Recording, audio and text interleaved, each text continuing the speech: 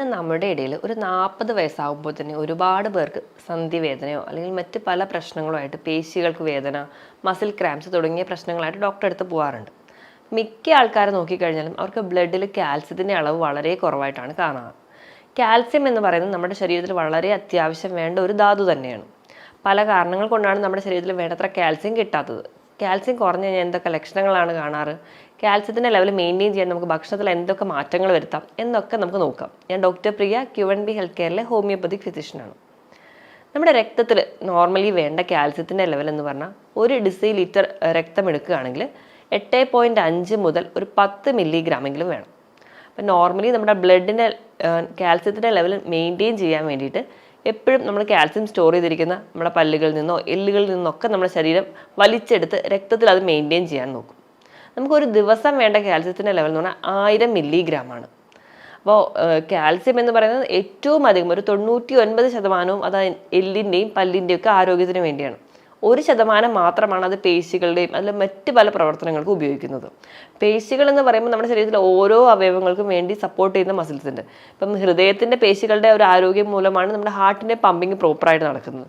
ദഹനം പ്രോപ്പറായിട്ട് നടക്കണമെങ്കിൽ നമ്മുടെ ഡൈജസ്റ്റീവ് സിസ്റ്റം പ്രോപ്പർ അല്ലെങ്കിൽ അവിടുത്തെ മസിൽസ് എല്ലാം പ്രോപ്പറായിട്ട് ഫങ്ഷൻ ചെയ്യണം. അപ്പോൾ ഈ പേശികളുടെ എല്ലാം പ്രവർത്തനത്തിന് വേണ്ടതും ഈ പറഞ്ഞ കാൽസ്യം തന്നെയാണ്.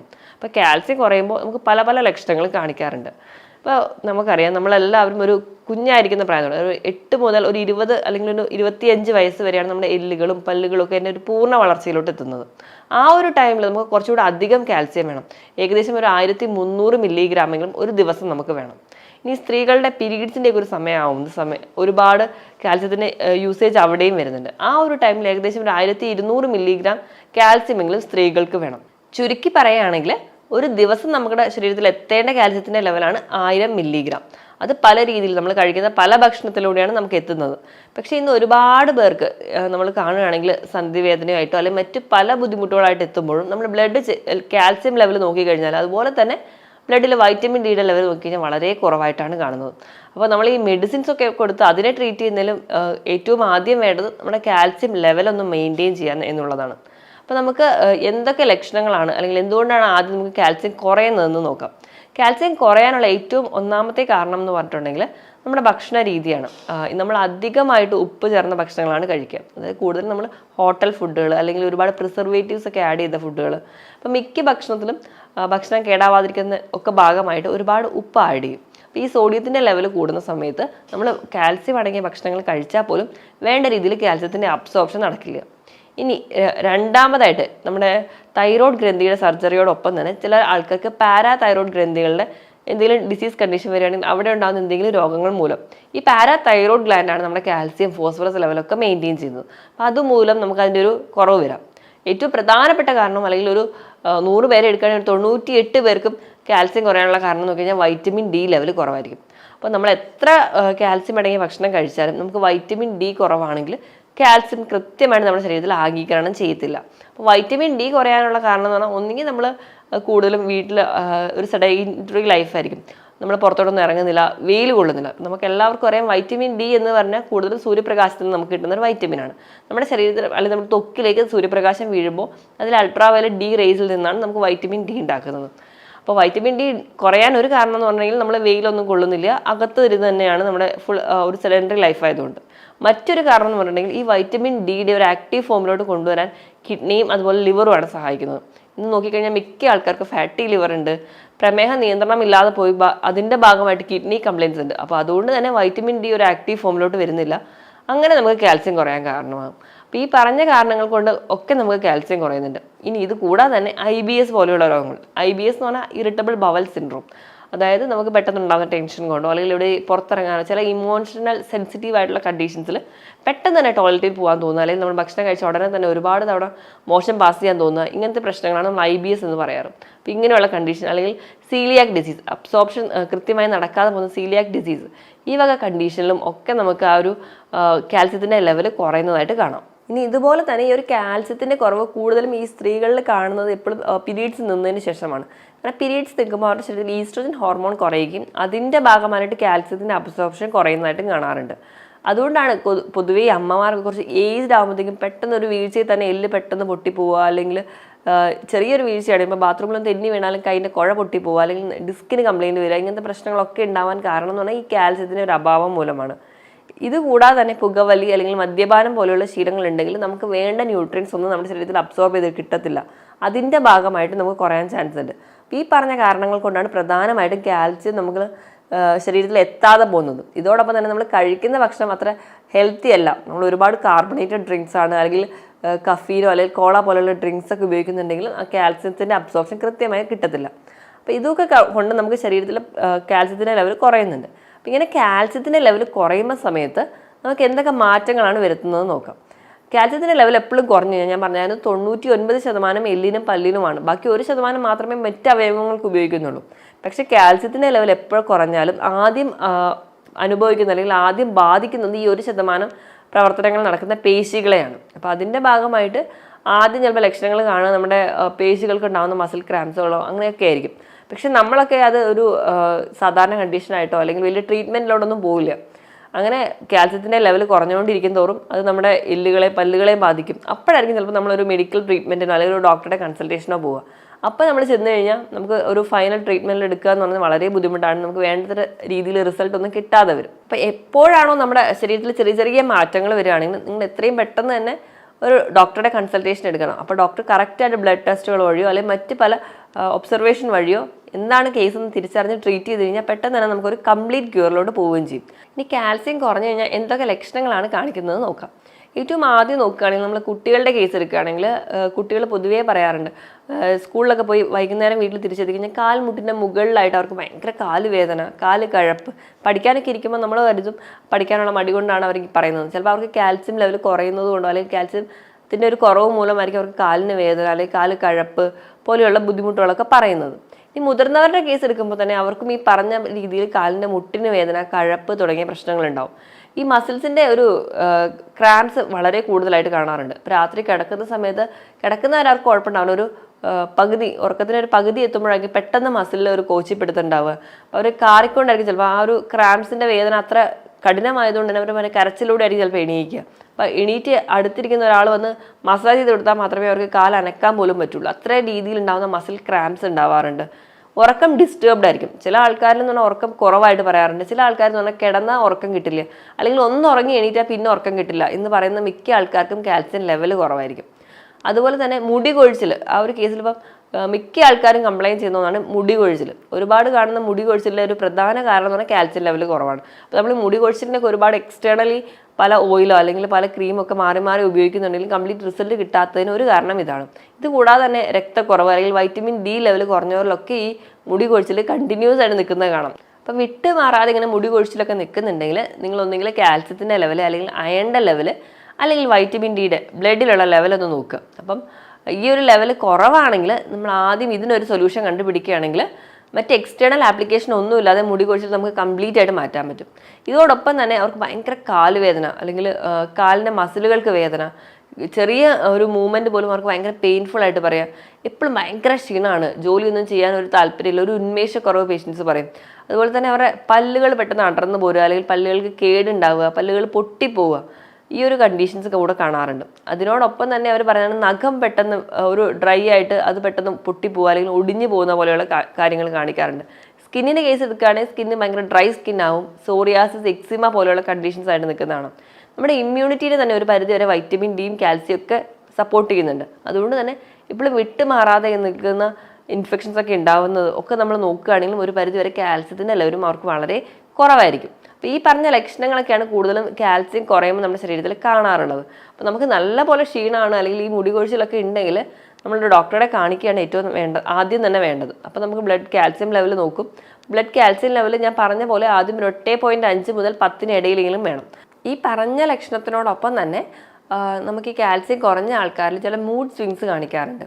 അവർക്ക് ഭയങ്കര വിഷാദം അല്ലെങ്കിൽ ഒരു ഡിപ്രഷൻ കണ്ടീഷൻ കാണിക്കാറുണ്ട്. അതുപോലെ തന്നെ ചില സമയത്ത് ഭയങ്കര ഹാപ്പി ആയിരിക്കും, ഉടൻ തന്നെ ഭയങ്കര ദേഷ്യം, സങ്കടം പോലെയുള്ള മൂഡ് സ്വിങ്സ് കൂടുതലായിട്ട് കാണിക്കാറുണ്ട്. ഈ ദേഷ്യമൊക്കെ കൂടുതലായിട്ട് കാണുന്നത് പല ആൾക്കാരിലും കാൽസ്യം ലെവൽ കുറവായിരിക്കും.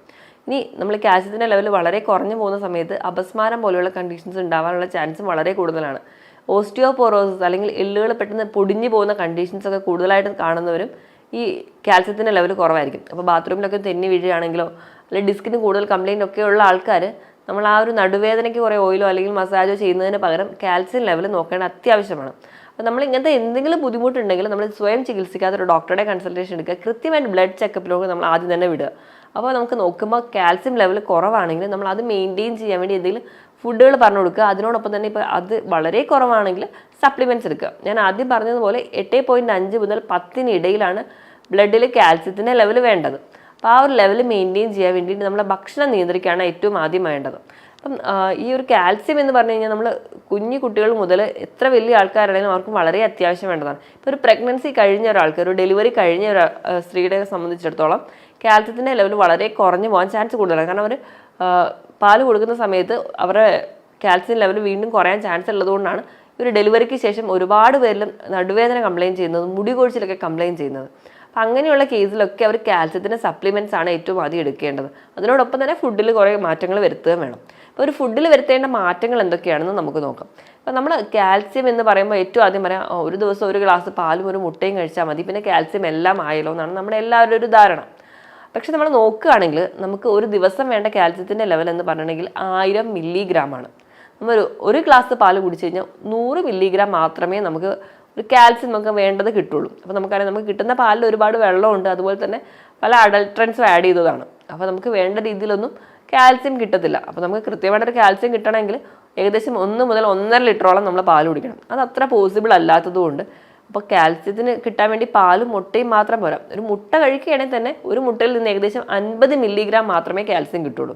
അപ്പം ഇതിനോടൊപ്പം തന്നെ നമ്മൾ ഉൾപ്പെടുത്തേണ്ട മറ്റ് ഭക്ഷണങ്ങൾ എന്തൊക്കെയാണെന്ന് നോക്കാം. ഏറ്റവും ആദ്യമായിട്ട് പറയുകയാണെങ്കിൽ ഇലക്കറികളാണ്. ഇപ്പോൾ ഇലക്കറികളുടെ കേസ് എടുക്കുകയാണെങ്കിൽ ഏറ്റവും കൂടുതൽ കാൽസ്യം അടങ്ങിയിട്ടുള്ളതാണ് അഗസ്ത്യ ചീര, അല്ലെങ്കിൽ അഗസ്ത്യ ചീരയുടെ ഇലയിലൊക്കെയാണ് ധാരാളം കാൽസ്യം അടങ്ങിയിരിക്കുന്നത്. അപ്പോൾ നമ്മളൊരു 100 മില്ലിഗ്രാം എടുക്കുകയാണെങ്കിൽ അതിൽ ഏകദേശം 1130 മില്ലിഗ്രാമോളം കാൽസ്യം കിട്ടുന്നുണ്ട്. അപ്പം നമ്മൾ ഇലക്കറികൾ മാക്സിമം ഉൾപ്പെടുത്തുക, അതാണ് ഏറ്റവും ആദ്യം കാൽസ്യം കിട്ടാൻ വേണ്ടി വേണ്ടത്. അപ്പോൾ ഇതുപോലെ തന്നെ നമുക്ക് തഴുതാമയുടെ ഇല, അല്ലെങ്കിൽ സ്വർണ്ണചീര, പൊന്നാങ്കണ്ണി ചീര, ഇവയൊക്കെ നമുക്ക് കഴിക്കാവുന്നതാണ് ഭക്ഷണത്തിന് ഒപ്പം തന്നെ. അപ്പോൾ നമുക്ക് തോരൻ വെച്ച് കഴിക്കുന്ന സമയത്തൊക്കെ നമുക്ക് ധാരാളം കാൽസ്യം കിട്ടും. ഇതുപോലെ തന്നെ നമ്മുടെ നാട്ടിലേക്കുള്ള മുരിങ്ങയില, ചീരയില. ഇപ്പോൾ ചീരയുടെ ഒരു കേസ് എടുക്കുമ്പോൾ ഒരുപാട് ചീര കഴിക്കുകയാണെങ്കിൽ അതിൽ ഓക്സലേറ്റ് അടങ്ങിയിട്ടുള്ളതുകൊണ്ട് കിഡ്നി സ്റ്റോണൊക്കെ ഉണ്ടാവാൻ ചാൻസ് ഉള്ളവർക്ക് അത് ദോഷം ചെയ്യും. കാരണം ഓക്സലേറ്റ് അധികം അടങ്ങിയിട്ടുള്ളതുകൊണ്ട് കാൽസ്യത്തിൻ്റെ അബ്സോർപ്ഷൻ അവിടെ കുറച്ച് കുറയുന്നുണ്ട്. അതുകൊണ്ട് നമ്മുടെ സാധാരണ പച്ചച്ചീരയിൽക്കാളും മറ്റ് പല ഇലക്കറികളിലാണ് കൂടുതലായിട്ട് നമുക്ക് കാൽസ്യം കിട്ടുന്നത്. ഇപ്പോൾ നമ്മൾ നോക്കുകയാണെങ്കിൽ നമ്മുടെ വീട്ടിലൊക്കെ കറിവേപ്പില നമ്മൾ എല്ലാ കറിയിലും ആഡ് ചെയ്യുന്നുണ്ടെങ്കിലും നമ്മളത് ആരും കഴിക്കാൻ താല്പര്യപ്പെടാറില്ല. നമ്മളത് എടുത്ത് പുറത്ത് കളയുകയാണ് ചെയ്യുക. അപ്പോൾ ദിവസവും ഈ പാലും മുട്ടയും മാത്രം കഴിച്ചുകൊണ്ട് നമുക്ക് വേണ്ട കാൽസ്യം കിട്ടുന്നില്ല. അപ്പോൾ അതിനോടൊപ്പം തന്നെ നമ്മൾ ഇലക്കറികൾ ധാരാളമായി കഴിക്കുകയാണെങ്കിൽ നമുക്ക് വേണ്ട കാൽസ്യം ഒരുവിധമൊക്കെ കിട്ടുന്നുണ്ട്. അപ്പോൾ ഇലക്കറികളുടെ കേസ് എടുക്കുകയാണെങ്കിൽ ഏറ്റവും അധികം കാൽസ്യം അടങ്ങിയിട്ടുള്ളത് അഗസ്ത്യ ചീര, അല്ലെങ്കിൽ അഗസ്ത്യ ചീരയുടെ ഇലയായാലും പൂവായാലും ധാരാളം കാൽസ്യം അടങ്ങിയിട്ടുണ്ട്. നമ്മളൊരു 100 ഗ്രാമാണ് അഗസ്ത്യ ചീര എടുക്കുന്നതെങ്കിൽ അതിൽ ഏകദേശം 1130 മില്ലിഗ്രാം എങ്കിലും കാൽസ്യം അടങ്ങിയിട്ടുണ്ട്. അപ്പം നമുക്ക് വേണ്ട അത്യാവശ്യം കാൽസ്യം കിട്ടുന്നുണ്ട്. ഇനി ഇതുപോലെ തന്നെ നമുക്ക് കറി വെച്ച് കഴിക്കാവുന്നതാണ് പൊന്നാങ്കണ്ണി ചീര, അല്ലെങ്കിൽ സ്വർണ്ണചീര, ഇവയൊക്കെ ധാരാളം കാൽസ്യം അടങ്ങിയിട്ടുണ്ട്. ഇനി നമ്മൾ നോക്കുകയാണെങ്കിൽ നമ്മുടെ നാട്ടിൻപുറത്ത് കാണുന്ന പച്ച ചീര അല്ലെങ്കിൽ ചുവന്ന ചീരയിലൊക്കെ ആണെങ്കിൽ കാൽസ്യം ഉണ്ട്, പക്ഷേ അതിൽ 1% വരെ ഓക്സലേറ്റ് അടങ്ങിയിട്ടുള്ളതുകൊണ്ട് കിഡ്നി സ്റ്റോണൊക്കെ ഉണ്ടാവാനുള്ള ചാൻസ് കൂടുതലായതുകൊണ്ട് നമുക്ക് കുറച്ചും കൂടി ബെറ്റർ എന്ന് പറയുന്നത് മറ്റ് ചീരകളാണ്. അപ്പം അതിൽ നിന്ന് കിട്ടുന്ന കാൽസ്യത്തിൻ്റെ ലെവൽ കുറച്ച് കുറവായിരിക്കും. അപ്പോൾ അതുപോലെ തന്നെ ഇപ്പം നമ്മൾ ഈ ഒരു ചീര അല്ലാതെ തന്നെ നമുക്ക് മുരിങ്ങയിൽ നിന്നും നമുക്ക് കിട്ടാറുണ്ട്. അതുപോലെ തന്നെയാണ് കറിവേപ്പിലയിൽ ധാരാളം കാൽസ്യം അടങ്ങിയിട്ടുണ്ട്. ഇപ്പോൾ ഏകദേശം ഒരു 100 ഗ്രാം കറിവേപ്പില എടുക്കുകയാണെങ്കിൽ അതിൽ ഏകദേശം 830ഓളം മില്ലിഗ്രാം കാൽസ്യം അടങ്ങിയിട്ടുണ്ട്. നമ്മൾ നോർമലി അത് എടുത്ത് കളയുന്നതിന് പകരം കഴിക്കുകയാണെങ്കിൽ നമുക്ക് അവിടെ തന്നെ കാൽസ്യത്തിൻ്റെ ലെവൽ മെയിൻറ്റെയിൻ ചെയ്യാം. അപ്പം അതിന് വേണ്ടിയിട്ട് അമ്മമാരൊക്കെ പൊതുവേ ചെയ്യാവുന്ന ഒരു ടിപ്പ് എന്ന് പറഞ്ഞിട്ടുണ്ടെങ്കിൽ കറിവേപ്പില അരച്ചിട്ട് പേസ്റ്റ് ആക്കിയിട്ട് നമ്മുടെ ഫുഡിലൊക്കെ ആഡ് ചെയ്യും. അപ്പോൾ നമ്മളത് എടുത്ത് കളയത്തില്ല, നമുക്ക് കാൽസ്യത്തിൻ്റെ ലെവൽ മെയിൻറ്റെയിൻ ചെയ്യാനും പറ്റും. അതുപോലെ മല്ലിയിലയിൽ, ബ്രക്കോളിയിലൊക്കെ എല്ലാ ഇലക്കറികളിലും ധാരാളം കാൽസ്യം അടങ്ങിയിട്ടുണ്ട്. ഇലക്കറികൾ കഴിഞ്ഞിട്ടുണ്ടെങ്കിൽ നമുക്കിനി മറ്റ് ധാന്യങ്ങളുടെ കേസ് എടുക്കുകയാണെങ്കിൽ ഏറ്റവും ആദ്യം പറയേണ്ട ഒന്നാണ് റാഗി അല്ലെങ്കിൽ മുത്താറി. നമ്മൾ 6 മാസമായിട്ട് എപ്പോഴാണ് ഒരു ഫുഡ് സ്റ്റാർട്ട് ചെയ്യുന്നത് അപ്പോൾ ഏറ്റവും ആദ്യം നമ്മൾ കൊടുക്കുന്നതാണ് റാഗിയുടെ കുറുക്ക് ഉണ്ടാക്കിയിട്ട് കുഞ്ഞുങ്ങൾക്ക് കൊടുക്കും. കുഞ്ഞുങ്ങൾക്ക് മാത്രമല്ല എത്ര മുതിർന്നവർക്കാണെങ്കിലും ഏറ്റവും വളരെ നല്ലൊരു റിച്ച് സോഴ്സാണ് കാൽസ്യത്തിൻ്റെ. അപ്പം നമ്മൾ 100 ഗ്രാം ഒരു റാഗി എടുക്കുകയാണെങ്കിൽ അതിൽ ഏകദേശം 340 മില്ലിഗ്രാം വരെ കാൽസ്യം അടങ്ങിയിട്ടുണ്ട്. അതുപോലെ തന്നെ എല്ലാ പയറ് വർഗ്ഗങ്ങളുടെ കേസ് എടുക്കുകയാണെങ്കിൽ സോയാബീൻ, വൻപയർ, ചെറുപയർ, ഇതിലെല്ലാത്തിലും കാൽസ്യം അടങ്ങിയിട്ടുണ്ട്. ഇനി ഇതുപോലെ തന്നെ നട്ട്സുകളുടെ കേസാണെങ്കിലും കാഷ്യൂ, ആൽമണ്ട്, വാൽനട്ട്, ഇതിലെല്ലാം ധാരാളം കാൽസ്യം അടങ്ങിയിട്ടുണ്ട്. ഇനി ഇത് കൂടാതെ ചെറിയ ചെറിയ മത്സ്യങ്ങൾ, മത്തി, നെത്തോലി, അയല പോലെയുള്ള ചെറിയ മത്സ്യങ്ങളും കുറഞ്ഞ ശതമാനത്തോളം കാൽസ്യം അടങ്ങിയിട്ടുണ്ട്. ഇത്രയൊക്കെയാണ് പ്രധാനമായിട്ടും നമ്മൾ കാൽസ്യം അടങ്ങിയ ഭക്ഷണങ്ങളായിട്ട് പറയാറ്. ഇനി നമ്മൾ ഫ്രൂട്ട്സിൻ്റെ കേസ് എടുക്കുകയാണെങ്കിൽ ഏറ്റവും കൂടുതൽ ഏകദേശം ഒരു 39 മില്ലിഗ്രാം എങ്കിലും കാൽസ്യം അടങ്ങിയിട്ടുണ്ട് ഒരു 100 ഗ്രാം മൾബറി എടുക്കുകയാണെങ്കിൽ. മൾബറിയാണ് ഫ്രൂട്ട്സിൻ്റെ കേസിൽ ഏറ്റവും റിച്ച് സോഴ്സ് ആയിട്ട് പറയുന്നത്. ഇനി ഇത് കൂടാതെ തന്നെ ഫ്രൂട്ട്സിൽ പറയുകയാണെങ്കിൽ പേരക്കയിൽ ഏകദേശം 18 മില്ലിഗ്രാം എങ്കിലും ഉണ്ടാവാറുണ്ട് ഒരു 100 ഗ്രാം പേരക്ക എടുക്കുകയാണെങ്കിൽ. അതുപോലെ പപ്പായയിൽ ഏകദേശം ഒരു 12 മില്ലിഗ്രാം കാൽസ്യം അടങ്ങിയിട്ടുണ്ടാകും ഒരു 100 ഗ്രാം എടുക്കുകയാണെങ്കിൽ. അതുപോലെ പാഷൻ ഫ്രൂട്ടിൽ ഇതിലൊക്കെ ധാരാളം അടങ്ങിയിട്ടുണ്ട്. പൈനാപ്പിൾ ഇതുപോലെ തന്നെയാണ് ഓറഞ്ചിൽ വൈറ്റമിൻ സിയും വൈറ്റമിൻ ഡിയോടൊപ്പം തന്നെ കാൽസ്യവും അടങ്ങിയിട്ടുണ്ട്. അപ്പോൾ ഈ വക ഫ്രൂട്ട്സുകൾ നിങ്ങൾ കഴിക്കുകയാണെങ്കിലും ഒരു പരിധി വരെ നമുക്ക് കാൽസ്യം ഡെഫിഷ്യൻസി ഒക്കെ കുറയ്ക്കാൻ പറ്റും. ഇനി നമ്മൾ ഈ കാൽസ്യം അടങ്ങിയ ഭക്ഷണങ്ങൾ കഴിക്കുമ്പോൾ അതിനോടൊപ്പം തന്നെ അതിൻ്റെ കാൽസ്യത്തിൻ്റെ അബ്സോർപ്ഷൻ കൂട്ടാൻ വേണ്ടിയിട്ട് നിങ്ങൾ ഫോസ്ഫറസ്, മാഗ്നീഷ്യം അടങ്ങിയ ഭക്ഷണങ്ങൾ കഴിക്കണം. അതിന് വേണ്ടിയിട്ട് നിങ്ങൾക്ക് ഏത്തപ്പഴം അല്ലെങ്കിൽ മറ്റ് അവോക്കാഡോ പോലുള്ള ഫ്രൂട്ട്സ് ഒക്കെ ഉൾപ്പെടുത്തി കഴിക്കുകയാണെങ്കിൽ ഒരു പരിധി വരെ നമുക്ക് കാൽസ്യത്തിൻ്റെ അബ്സോർപ്ഷനും കൃത്യമായിട്ട് നടക്കും. നമുക്ക് വേണ്ട രീതിയിൽ ഒരു കാൽസ്യത്തിൻ്റെ ലെവൽ മെയിൻറ്റെയിൻ ചെയ്യാനും പറ്റും. അപ്പോൾ എപ്പോഴും നമ്മുടെ രക്തത്തിലെ കാൽസ്യത്തിൻ്റെ ലെവൽ മെയിൻറ്റെയിൻ ചെയ്താൽ മാത്രമേ ഞാൻ ഈ പറഞ്ഞ ലക്ഷണങ്ങളൊക്കെ നമുക്ക് ഒഴിവാക്കാൻ പറ്റുള്ളൂ. ഇനി നമ്മൾ കൃത്യമായി കാൽസ്യം അടങ്ങിയ ഭക്ഷണങ്ങൾ കഴിക്കുക, അതിനോടൊപ്പം തന്നെ നല്ല രീതിയിൽ വെയിൽ കൊള്ളുക. ഏകദേശം ഒരു 10 മിനിറ്റെങ്കിലും ഒരു ദിവസം ഒരു 10 മണിക്കും 3 മണിക്കും ഇടയിലുള്ള വെയിൽ കൊള്ളുകയാണെങ്കിൽ ഒരു പരിധി വരെ നമുക്ക് വൈറ്റമിൻ ഡിയുടെ ഡെഫിഷ്യൻസി കുറയ്ക്കാം. അതുവഴി നമുക്ക് ആ ഒരു കാൽസ്യത്തിൻ്റെ അബ്സോർപ്ഷൻ കൃത്യമായിട്ട് നടക്കാനും സഹായിക്കും. ഇതോടൊപ്പം തന്നെ ധാരാളം വെള്ളം കുടിക്കുക. ഒരു 1/2 മുതൽ 3/4 മണിക്കൂറെങ്കിലും ദിവസം വ്യായാമം കൂടി ചെയ്യുകയാണെങ്കിൽ നമ്മുടെ കറക്റ്റായിട്ട് എല്ലാ മെറ്റബോളിസം കറക്റ്റായിട്ട് നടക്കും. കറക്റ്റായിട്ട് ഒരു ബ്ലഡ് സപ്ലൈ ഉണ്ടാവും. നമ്മുടെ മസിൽസൊക്കെ കറക്റ്റായിട്ട് പ്രവർത്തിക്കുകയും ചെയ്യും. അപ്പോൾ നമുക്ക് ഈ മസിൽ ക്രാംസോ അല്ലെങ്കിൽ മറ്റ് പല ബുദ്ധിമുട്ടുകളോ സന്ധിവേദനകളൊന്നും ജീവിതത്തിൽ ഒരിക്കലും വരാതെ കംപ്ലീറ്റ് ആയിട്ട് മാറാനും പറ്റും. ഞാൻ ഈ പറഞ്ഞ കാര്യത്തിൽ എന്തെങ്കിലും ഡൗട്ട് ഉണ്ടെങ്കിൽ താഴെ കാണുന്ന നമ്പറിൽ കോൺടാക്ട് ചെയ്യുക. മറ്റൊരു ഹെൽത്ത് ടോപ്പിക്കുമായിട്ട് വീണ്ടും കാണുന്നത് വരെ നന്ദി.